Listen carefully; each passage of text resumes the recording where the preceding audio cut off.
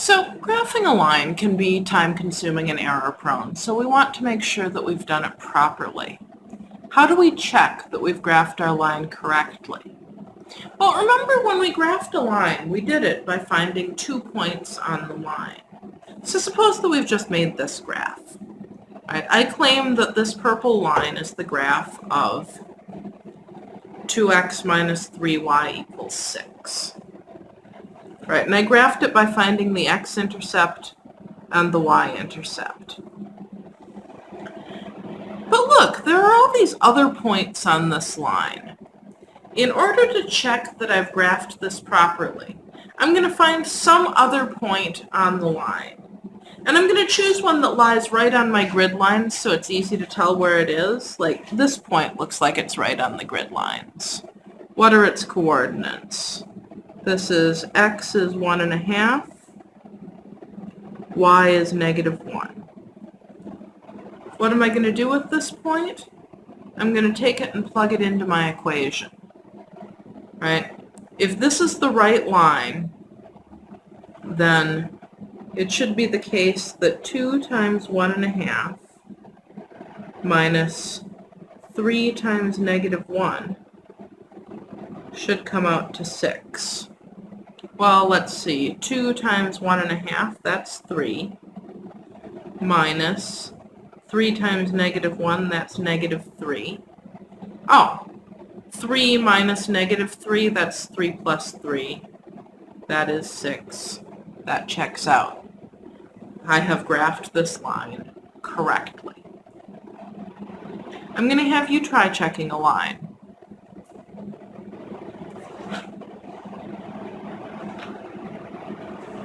This line is in slope-intercept form. So I graphed it just using the y-intercept and the slope. These are the 2 points that I drew to graph the line.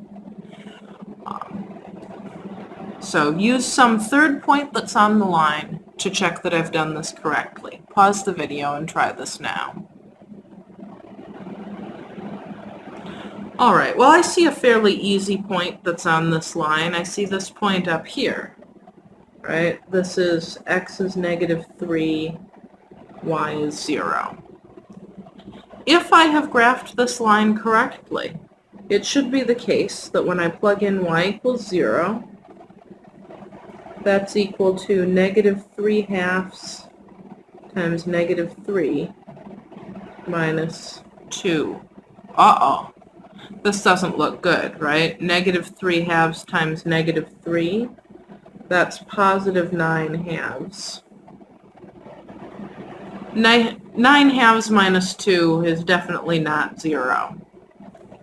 Oh, what does that tell me? That tells me I made a mistake in graphing my line. So what should I do? Right, I should go back and try to figure out what happened. Right, the y-intercept I said was -2. Yeah, that's right. Oh, I had the slope backwards, didn't I? I shouldn't go over 3 down 2. I should go over 2 down 3. I should be using this point down here as my second point. Let's draw that. All right, that's more like it.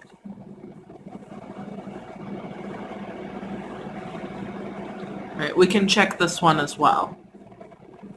All right, here's a point, -1, comma, -1/2. And if I plug that in, I'll see that this equation works out. This is also useful when we've graphed on a calculator. Right, let's say that we were asked to graph 2x minus 5y equals 8. And we did this by rewriting in slope-intercept form. We claimed that y equals 2/5 x minus 8/5 was the slope-intercept form. And this is the graph that our calculator gave us.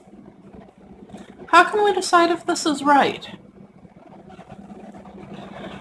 Well, I'm looking at this graph, and I see a point that this passes through. Right? I see that this hits the x-axis where x is 4. I see this passes through the point 4, 0. If I didn't happen to see a nice point like that, I can use the trace button, right? It's right here. And the trace button puts a little moving crosshair on my line. And I can move along the line until I find, well, a nice point. I see another nice point here. I see x is 0, y is negative 1.6. I can use either one of these to check. And I'm going to check by going back to my original equation, not the one that I solved, right? Definitely the calculator has correctly graphed this equation. I want to check and make sure that it's correctly graphed this one. I want to make sure I didn't make any mistakes in solving. So I'll plug in here. Just for the sake of argument, I'm going to try this point. Right? So I want to see 2 times 0 minus 5 times negative 1.6. Does it equal 8? Well, 2 times 0, that's 0. 5 times negative 1.6, that's negative 8. So 0 minus negative 8, yeah, that's going to be 8. So that does check out. I could do the same thing here. And I would also see that this point 4, 0 checks out.